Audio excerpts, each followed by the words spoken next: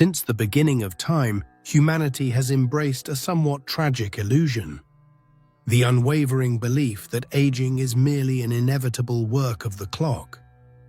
Perhaps this is the greatest untruth ever perpetuated in our history. Evidence suggests that the human body does not bow to a paper calendar, but rather to a silent and complex code engraved in the mind itself. In the echoes of the past, ancient sages, holders of knowledge attributed to figures like Thoth, already whispered about a precise vibrational frequency, capable of slowing down cellular time. This is not a genetic lottery or mere superficial creams. It is, in its essence, a pure state of consciousness. The map to be explored in the coming moments exposes a harsh reality of biology. The fear of tomorrow and the obsessive need for control corrode human vitality every second, at the cellular level. It is precisely by understanding and dismantling this mechanism that individuals in their 7th decade of life manage to maintain the vigor of their 30s, applying an ancestral principle that modern science is only now beginning to explore. The most intriguing aspect of all this, however, is the so-called mirror theory. The idea that each daily frustration and each interpersonal conflict are not unfair burdens, but reflections that, if dealt with wisely and patiently, become the master key to rejuvenating the nervous system. The culmination of this journey is the recovery of an ancient and practical ritual to activate this frequency of rebirth. It is a profound change in perception, capable of rewriting the biology of those who apply it. The great secret of humanity does not lie in daily mechanical actions, but in the way it chooses to perceive its own reality. For those who feel the sand in the hourglass running out too quickly, leave a comment saying, "I want to slow down time." The code that nobody sees. You believe you age because time passes. This is the fundamental illusion, the lie your body has learned to obey. The body doesn't wear down because the years advance, but because your mind is trapped in certainties that contract psychological time. Every certainty you carry, every rigid plan, every fear of the future is a knot that tightens the passage of your vitality. You are not living in time, you are being consumed by it. This contraction is not a metaphor, it's the physics of your consciousness. When you live in fear, time compresses. The days seem short, the weeks fly by, and suddenly a decade is gone. When you live in peace, time expands. An afternoon can hold an eternity of presence. Biological age, the true age of your body, responds directly to this internal perception, not to the calendar on the wall. Your nervous system is the conductor of this orchestra. There are 72-year-olds with the vitality of a 35-year-old. Their movements are fluid. Their minds are agile. Their energy seems inexhaustible. And there are 35-year-olds who already carry the weight of a lifetime on their shoulders, moving as if they were tired before the day even begins. The difference isn't in the years they've lived, it's in what they believe about those years. It's in the consciousness that inhabits the body. The aging you fear isn't in gray hair or wrinkles. That's just the surface. True aging lies in the rigidity of the mind, the slowness of movement, the way your nervous system reacts to the world. It's an internal perception that solidifies and becomes your biology. You don't age because of time, you age because of your relationship with time, a relationship of fear, of control, of certainty. Society has taught you to fight against time, to fill it, to optimize it, but no one has taught you how to dissolve it. No one has shown you that the gateway to vitality is not doing more, but being present, being open, being uncertain. That is the first key, the code that no one sees. The realization that time is not your enemy, but a creation of your own mind. But how exactly do you change that perception in your daily life? How do you convince your body that it no longer needs to fight against, but now pay very close attention to what comes next? Because the illusion of time is only the first barrier. You've been programmed to believe that the external world dictates your internal reality, that events, people, and circumstances are the cause of your suffering and your aging, but that's the second layer of the illusion. The truth is, the world doesn't happen to you. It happens from within you, and every person who irritates you, every situation that frustrates you isn't an attack. It's a mirror. You look at the world and see chaos. You see people acting wrongly, unfair situations, a system that doesn't work. Your internal monologue is a constant accusation. You point the finger outward, judging, explaining why others are wrong and why you are right. This habit of blaming is the engine of your ego, the machine that keeps you trapped in drama and separation. But here's the secret that dismantles this machine. The world isn't insane. It's your insanity that the world reflects. Every person who irritates you, every driver who cuts you off in traffic, every boss who undervalues you is an accurate mirror of something you haven't yet resolved within yourself. It's not a punishment. It's a map. The universe doesn't send you problems. It sends you mirrors so you can see yourself. And you, instead of looking, break the mirror and blame the reflection. When you speak ill of someone, when you accuse, when you judge, you are, at that very moment, increasing your own entropy. You are accelerating your own aging. This is not divine punishment or future karma. It is a physical law of consciousness. The energy you expend to sustain the accusation is the same energy your body would use to regenerate. You are literally burning your life force to feed the inner judge. You are not a victim of the world. You are the silent creator of the world you experience.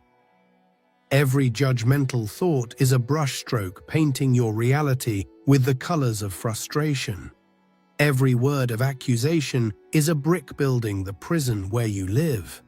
The feeling of being trapped doesn't come from circumstances, but from your refusal to see that the cell door only has a lock from the inside. This realization is the first major turning point. It's the point where you stop fighting the world and start asking yourself, what is this showing me about myself? This question is the beginning of self-inquiry, the principle known by the wise of all ages.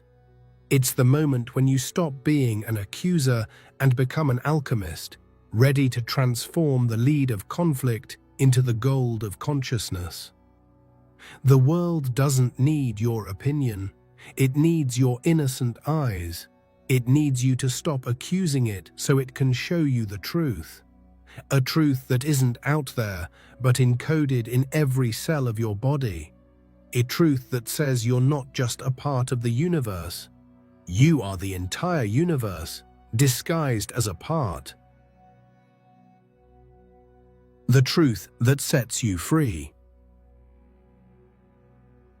There is a law in biology that mystics have always known. It is the principle of the hologram. Your body is a perfect hologram. The whole contains the parts, and each part contains the information of the whole. From a single cell of your body, with its DNA intact, it is possible to clone you entirely. Think about what that means. You are not an insignificant piece in a cosmic puzzle. You are the entire puzzle, experiencing yourself through a single piece. This is not poetic philosophy. It is the basis of your biology. It is the physics that sustains your existence. You are, every second, creating your reality. The power to manifest, to heal, to rejuvenate is not somewhere far away. It is in your hands, in your consciousness. Or it has been hijacked by your ego, the master of duality, the voice that tells you that you are separate, that you are a victim, that the power is outside. Illness doesn't come to destroy you, it comes to heal you from an illusion. Problems don't arise to bring you down. They arise to teach you something you refuse to learn. Nothing is by chance. Every event, every encounter, every challenge is an exact reflection of your consciousness at that moment. If your consciousness is full of fear and accusation, your reality will be a battlefield. But if your consciousness changes, everything changes. Your reality transforms. Your body responds. Your psychological time shifts. Healing is not the absence of symptoms. Healing is the change in consciousness that makes symptoms unnecessary. Rejuvenation is not about erasing the marks of time, it's about changing the consciousness that accelerates time. You've been living like a boat adrift, reacting to the waves, blaming the wind and the sea. But the truth is, you are not the boat. You are the ocean. The power to calm the storm lies within you. The ego has convinced you to focus on the wave, to identify with the problem. Consciousness invites you to remember that you are the water, the totality that contains all the waves. This understanding is freedom. It is the end of the war against yourself and against the world. It is the recognition that you are both cause and effect, creator and creation. But to access this creative power, you must first silence the voice that tells you you are powerless, the voice of mental noise, and listen to the other voice, the one that only speaks in silence. There are two voices inside you, competing for your attention. One is the voice of the neurotic. It's the incessant commentator, the anxious planner, the relentless judge. It's the voice that replays past conversations, rehearses future conflicts, accuses, doubts, and fears. The other voice isn't quite a voice, it's a stream of pure thought. It's inspiration. It's the silent intelligence of consciousness that transcends space and time. When you are in this state of flow, time disappears. You don't get tired. You can write for 5 hours straight and feel like only 5 minutes have passed. You can speak for 8 hours with a clarity and energy that surprise even yourself. Fatigue doesn't reach you because you're not operating from your personal energy reserves, but connected to an inexhaustible source. But this voice, this source, only manifests itself in silence. And I'm not talking about auditory silence, a room without noise. I'm talking about the silence of the mind, the end of mental noise. Your mind now is like a radio tuned to 1,000 stations at the same time. A chaotic flow of cascading thoughts, worries, to-do lists, judgments about yourself and others. As long as this noise dominates your perception, you will not be able to hear the voice that knows exactly how to heal, how to rejuvenate, how to create, how to live. You are trying to hear a whisper in the midst of a shouting crowd. The wisdom you seek is not in more information, more books, or more techniques. It is in the space between your thoughts.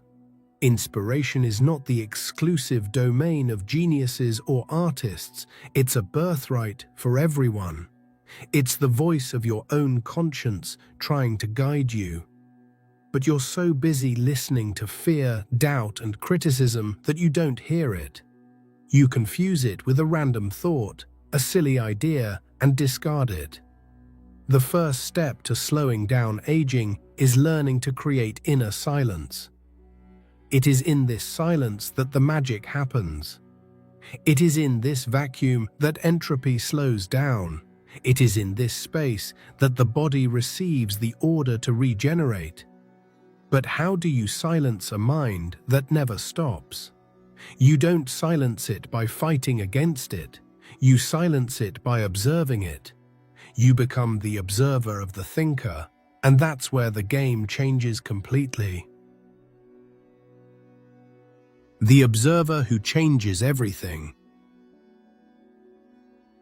There's a confused observer inside you. It's the part of you that identifies with drama, the one that clashes with everything and everyone, with family, with work, with the world. It's your personality, your ego, the collection of stories you tell yourself about who you are. This observer lives in a constant state of reaction, always defending its territory, always proving its worth. But there is also another observer, an observer who is pure consciousness. Silent, still, always present. He does not judge, does not react, has no opinion. He merely witnesses. He is the sky, and the confused observer is the passing cloud. The fundamental practice is not to try to change the cloud, it is to remember that you are the sky. When the confused observer, the ego, feels observed by this pure consciousness, something miraculous happens. It falls silent. It cannot sustain its drama under the serene gaze of presence. The light of consciousness does not fight against the darkness of the ego, it simply dissolves it. When the confused observer falls silent, it does not disappear. It integrates. It changes. This is the true practice.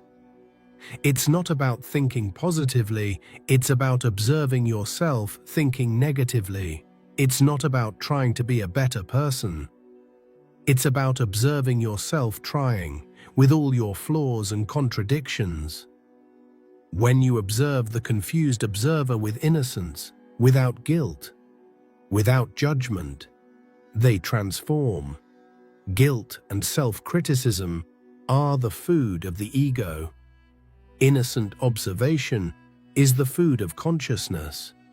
And when the confused observer falls silent, the world you see also changes. The people who irritated you seem less threatening. The situations that frustrated you lose their power over you, not because they have changed, but because you have changed the point from which you observe them. You stopped reacting and began to respond from a place of peace. This internal shift has an immediate physical effect. Your nervous system switches out of fight or flight mode. Cortisol production decreases. Your body receives a signal of safety, and a body that feels safe can dedicate itself to regeneration. You begin to age more slowly. Your energy increases. Your biology responds to your new frequency. And it all starts with a simple practice that you can begin today. The practice of mental silence. Here's what to do. Not tomorrow, today. This isn't a to-do list, it's a living experience. For the next month, commit to one thing. Don't talk about others as a cause. Talk about them as a mirror. This is the practical application of everything we've seen so far. It's the point where theory becomes flesh, where knowledge becomes wisdom. When someone irritates you, your automatic reaction will be, "This person is unbearable." At that moment, pause, breathe, and instead silently ask yourself, what in me is this person reflecting? What part of me is being activated by them? If someone disappoints you, instead of falling into the trap of accusation, ask yourself, Where in me does this same energy of disappointment reside? What in me needs to be healed? As this video comes to an end, remember something extraordinary. Every invention, every masterpiece, every civilization that has ever existed first began as a thought. A silent idea appearing in the invisible realm of consciousness before it ever took form in the physical world. There is a mysterious cosmic force that bridges these two dimensions, the unseen world of divine intelligence and the tangible world of matter. It is the force that translates imagination into creation, vision into reality, and belief into experience. But here is the part most people forget. That force is not separate from you. It moves through your awareness, your intentions, and the thoughts you choose to nurture every single day. So the next time a powerful idea appears in your mind, don't dismiss it as just another passing thought. It might be the universe whispering a possibility that is waiting to be born through you. Because throughout history, the people who changed the world were not the ones who ignored their inner vision. They were the ones who trusted it. And perhaps the most powerful realization of all is this: the same cosmic force that turns divine thought into material reality is already working through you.